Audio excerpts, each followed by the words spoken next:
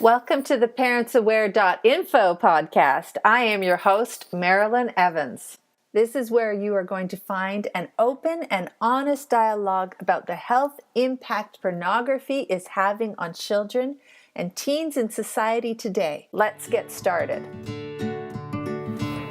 On today's podcast, I'm joined by my good friend Kayley.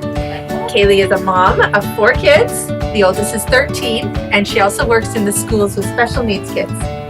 And one thing about Kayley is she loves to exercise. In fact, she hates a day that doesn't involve exercise. That's true. Maybe that's a bit strong. Nope, that's right. So today she's got me walking with her, and I've got her talking to me about how to keep the lines of communication open in your family, especially your kids, about difficult things.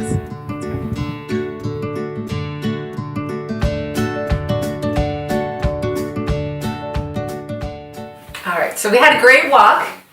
Now we're just getting a little refreshment. Okay, let's talk about danger, Kayley. Okay. I think you have some stories for us. I always have a good story about my kids because my house is insane. So I might sound like I've got my life together, but probably I don't. In fact, I know I don't. So like you said before, I work during the day. And so just this year, because this is my first year working, I've set up with my kids a rule, again, about trusting mom and dad. I don't want you walking home through the neighborhood. My rule is the 4 of you stick together and the 4 of you stay on a main road to get home. I don't want you walking. So because you have a bit of a ravine that goes through your neighborhood. You could walk through the ravine, but mom and dad have asked you not to. That's right. That's where I left that conversation. Other than, I want you to stay safe, stay on the main roads, come straight home from school, the end. Mm-hmm. So here I am thinking that I got your kids are perfect. I got this down. I made a rule. Everyone's following it. I get home from work. Everyone's home. Everyone's safe. Until one day I found in the laundry a pile of sopping wet clothing. Nice. And when I finally got to the bottom of that story, what I realized that because it took me about an hour to get home after they were spending their hour after school down in the ravine. Shocking. On the ice. Oh my goodness. Through the creek. So this is February? Yeah. Mm-hmm. So here I am thinking, I set a rule, they're following it, I got this parenting thing down. Behind my back, I didn't know what was going on, right? But when I finally found out, I was floored because I thought I had clearly explained to them why they should stay on the main roads. Safety, and that's all I had said. But I was so shocked with the dangers that they could have gotten into. You know, I was playing on ice that was now melting. Did they get into any dangers? Well, why were her clothes wet? Do you want to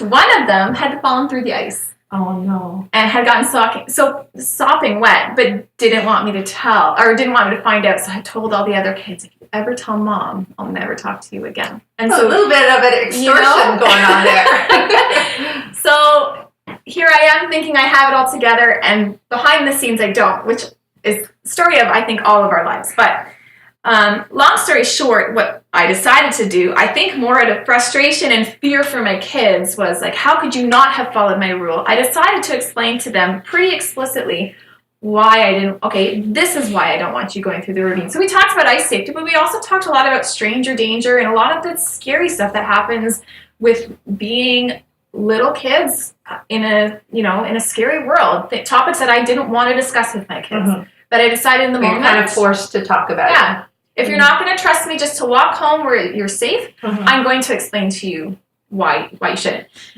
And why don't we talk a little more about the opening the lines of communication? What does that mean in your family? Right. So when I first thought about how to broach a subject, any kind of uncomfortable subject with my kids, I was really not sure how to do it. So our first conversation was really awkward because of me, because I didn't know what the heck I was doing or how do I talk to my kids about these subjects that I don't want to talk about myself.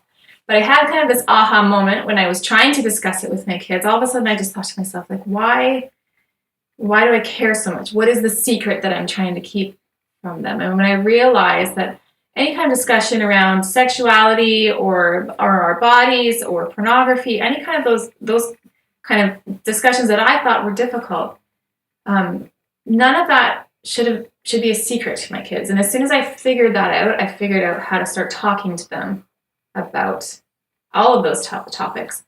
But what I found really cool was the more I talked to them about it, and the more I kind of internalized myself that it's not as big of a deal as I thought about, the more my kids started to realize that, okay, this isn't such a big deal either. So we think that those words all of a sudden have to be private too, but they're not. There's nothing wrong with the word pornography. There's nothing wrong with the word sex. And it took me a long time to figure that out too. Me too. And it turned from them being taboo subjects that we couldn't talk about, that we kept a secret and we don't say those words, to actually, honestly, words that we talk about a lot in our family. And we definitely now, we use body part names whenever it's appropriate. And even though I thought it would always be something that I was uncomfortable talking about, I am not at all anymore uncomfortable using That's really neat.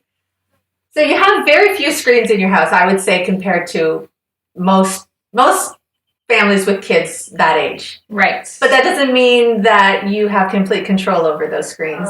And what about the day your daughter came and talked to you? Right, so we had talks about pornography before, and we'd had talks about what's safe to look at, what's not safe to look at, what happens if you do see something that makes you uncomfortable. So for a while, I felt pretty on top of it. Like, we'd had this conversation. I got this. We'd done this already. Or something come up that reminded me that, we haven't actually talked about pornography. It's been a few months since I brought it up with my kids. I'm going to say, even though I work producing information for parents every day, I still have the same issue. Like, I have to remind myself, I need to spend some time with my kids talking about this. This isn't just for other people. It really takes effort sometimes to get around to do that. Yeah, it does, just to check in on them and see how things are going. So this one time I had said, okay, like sometimes the conversation in our house is really natural. It flows naturally. For example, if we're talking about body parts, maybe somehow the conversation will, take itself into some deeper topics, and it just happens naturally. But this one day I had remembered thinking to myself, no, we need to have a discussion. It's been a while. And so that day I was the one who brought it up, and I actually brought it up at the dinner table. How?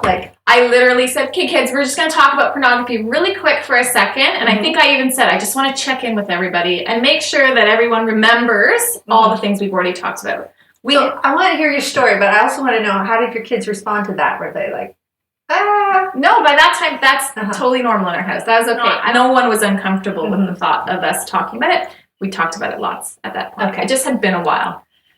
So I said, the kind of thing, remember what happens and what kind of image would make us think that this is pornography. And I remember my one daughter saying to me, oh, actually, I have seen that. Mm-hmm. And what was your reaction? I was what? I thought we'd already been through this. I wasn't upset with her, but I thought to myself, well, why didn't you come and tell me? Like we talked about, right? When you see pornography, this is what you should do. You should come talk to me. So for a second, I was kind of taken aback and thought, okay, but why didn't you come to me? But then I realized in that moment she was coming to me. And what was even cooler was she was comfortable coming to me in front of all of us. It wasn't even a secret for her. It was just something that had come across. Yeah. And all 6 of us got to hear the story. And it was natural for all 6 of us to hear it. It wasn't uncomfortable for any of us. So it was actually Which is kind of a good indication she wasn't hiding anything from you. It just didn't occur to her that this was the type of scenario where, this is what I'm supposed to report to mom and dad. Right. I think kids need that reinforcement. You can't just tell them once and expect them to know what to do in every situation. Right. And it's with anything with kids, it just takes reminders and patience and practice. And so, in that moment, she, I guess for whatever reason, all the dots connected, and she said, oh, wait, actually I have seen pornography like this. And she explained it to me. Now you actually messaged me that day. Do you remember that? I did. Yes. I did. Because I didn't know what to do about it myself. I needed to go to someone and get some help. And I actually went to someone else who I knew was much more expert about tech. So I said, hey, I've got this friend and her daughter's seen a sexualized advertisement, right? We wouldn't necessarily, some people might not categorize it as pornography, but to your daughter, it was upsetting and it was beyond her years, right? Yes. And not appropriate for the game. So it wasn't in the game that she was playing. It was an advertisement for another game embedded within that game. Yeah. Exactly. So nothing to do with the activity that she was involved in. It was something that was targeting her online. Right. And that's really important to understand that can happen anytime in any game that's downloaded off the internet, right? Right. So even though we had checked and thought, oh, this is a safe game, and yes, for sure we can download this for you, even we weren't aware of what would come to her. So your concern was, what if I say, you can't play that game because it has a risk of these advertisements showing up? What was your concern there? So my concern was, and she had explained to me that as part of this game she was playing, to be able to play this game, you had to watch the advertisements that they nice. put. So she had explained to me, I have to watch this ad so that I can play this game. So my concern was... Talk about targeting kids. I know. And I was super frustrated, which is why I came to you. How did that even happen? But furthermore, what do I do about it? Because if I just say to her, I'm just deleting all of these things from your phone, which was my first gut reaction, I just, like, protection, I just want it all gone. What was going to happen in the future the next time something came up? Would she just want to hide it because she doesn't want her games to be deleted every time? Exactly. You wanted to create a safe environment for her to come to you and talk to you, not one that involves punishment. Right. Because she shouldn't be penalized for what she'd seen. No. But at the same time, I wanted to make sure it didn't happen. And you asked if there was any way to get rid of the advertising. Right. Which there is not, unfortunately. No. And one of the solutions we came up with was, anytime your kids want to play an app, to test it out first for a few days. That way you know what kind of advertising might show up, or if there is advertising. Better if you can avoid it altogether, because there's not a lot of control over that. Or if there's something hidden in the game. Right. So that's for the future. But now you still had this situation to deal with. So what happened in the end? So in the end, once you had come back with information for us, which was super fast, and I was so amazed with your contact. You just came up with all this information for us. I was blown away. This was new territory for me. We decided... I should mention that was Chris McKenna at Protect Young Eyes, and he's wonderful with tech. So if you ever have any tech questions, that's a great place to go. So what we decided to do, my husband and I, was after we'd gone through all this information and talked about it a little bit, we decided... we'd already decided that these topics weren't secrets for our kids. That is something we wanted to be open with our kids about. And so we decided to go to her with the information and talk to her and help her to see where we were coming from, what our concerns were, and hopefully we could come to an understanding. So in the end, once we talked it over with her, she was the one who decided that she didn't want that game anymore, if that's the price to pay. I know. Thank goodness that she made that decision. If it had been something else, we would have, I guess, had to go back and brainstorm again. But that was her decision, and I was really, really proud of her and happy. I do think kids will come to terms with, if they know, if you give them enough information, and they're not just doing it because mom and dad say so, I think they usually want to be safe. Yeah, I think we've talked to her enough that she recognizes what makes her feel uncomfortable. I think she realized that it wasn't worth it. That uncomfortable feeling that was the price for that game wasn't worth it for her. So in the end, it was her decision. We've got to think about, exposure at home can happen through a game where you least expect it, bypass filters. Exposure can happen when they're at a friend's house. It's also about protecting them from any kind of sexual exploitation. Like when you're talking about pornography and how to keep your body safe, you're helping them stay safe in so many other ways too. And it's not just about protecting them, it's about helping them learn how to make choices for themselves. So I actually don't think, I know for a fact I can't protect them from everything. I can't even make sure that they don't choose to look at those things. But what I'm hoping to teach them is to make decisions for themselves about what is healthy for them and what's not healthy for them in terms of pornography or sexuality or any of those choices. I think it's better to help them learn how to make choices than it is to protect them from anything and everything. Because like you said, there's exposure everywhere. I know I can protect my home, and that's where I can try to protect my home and do as much as I can there. But even in my own living room, there's advertisements on my child's game that are coming through that I thought would never happen. So I'm learning quickly. Explain to them that these things will happen and how to manage it, how to reject it, really. Right. Mm-hmm. And why, and Mm-hmm. what that feels like for you, and all those things that are maybe uncomfortable conversations to have at the beginning, but I think in the long run, at least in our home, have really opened up conversations for a ton of subjects that I never thought would have been possible before. Cool. So just along this lines, I was talking to another friend of ours this week, and she's got teenagers, just young teenagers, and she said, they're at the age where they're kind of deciding whether they're going to accept or reject what mom and dad are telling them. Mm-hmm. And so she's always concerned about that. And there's only so much you can do. You've got a young teenager and younger. So talk to me about how to establish that groundwork while they're young. Right. So again, what my husband and I talk a lot about with our kids is, I guess at first making decisions based on trusting mom and dad, because at first, just like we all do, we don't understand the whys and the hows behind every decision we make.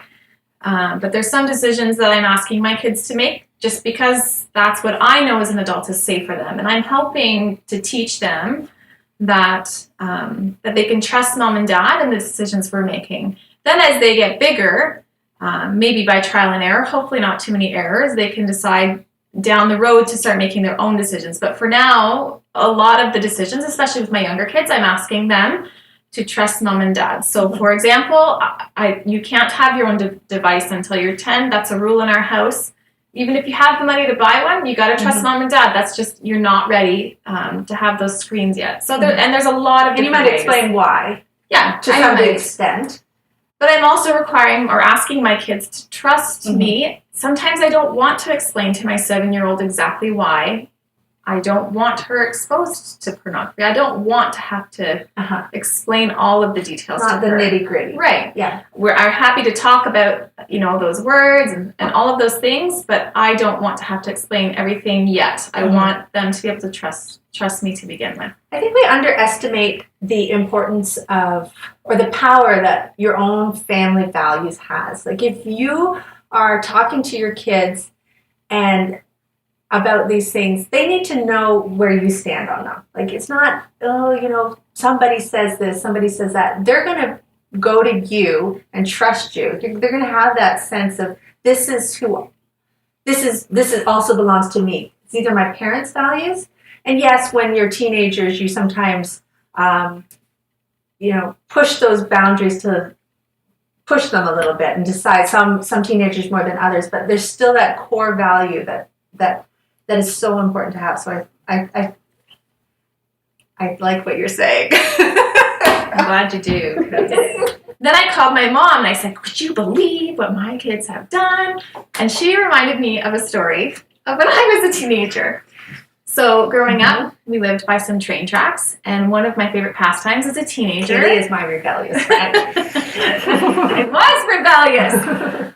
Unbeknownst to my parents, because I knew that if they ever found out, I would be grounded for the rest of my life, we decided to play on the train tracks. On the train tracks, there was a bridge, quite a tall bridge. There was a valley underneath, and we were able to tuck ourselves down at nighttime into the sides of this bridge so that the tracks... At nighttime? Why would you go during the day when people could see what was going on? At nighttime, you tuck into the sides of the bridge so that the tracks are about this height, right? Mm-hmm. And the train going by, it was about a foot, maybe 2 feet away from your face. Very cool to see. But we thought we were smart, so when the first train car would go by, we'd duck our heads down because you didn't want a rock to hit you, so you were safe. As soon as the rocks were done flying, you'd stand back up and watch the train go by. We just thought it was the best thing, but we knew from the very beginning not to tell our parents. Just like my daughter knew not to tell me about, the things they've been doing. So anyways, my parents eventually found out, and of course I got in as much trouble as my daughter did and the rest of my kids did for playing on the ice. Mm-hmm. But that just reminding me of that story reminded me that kids, they don't make the best decisions always. And they don't tell.